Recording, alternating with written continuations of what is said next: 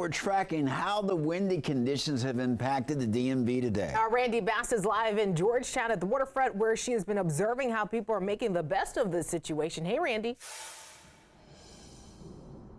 Hey, Mark, Annalisa. Yeah, the wind today has almost knocked us off our feet more than a few times, especially in some of those popular riverfront and waterfront areas like where we are now in Georgetown. Extremely strong, blustery winds moving through here. You can see just how fast some of those water levels are moving right now. Extremely, extremely quick. We've been all over the DMV today, checking in to see how people are braving or taking advantage of the windy weather. Check it out.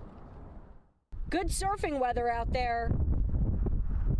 Windsurfing, that is. We spotted this brave soul gliding through strong currents and whipping winds in the Potomac River near Gravelly Point today.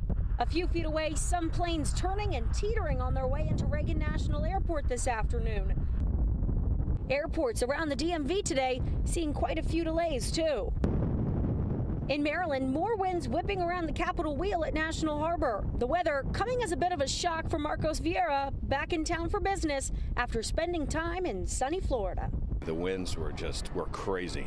I mean, it was blowing the doors off our truck. So, but yeah, the blusteriness, I mean, it's definitely cold out here. I actually didn't bring my real jacket today. I thought it wasn't going to be that cold, but it is. It's definitely windy out here.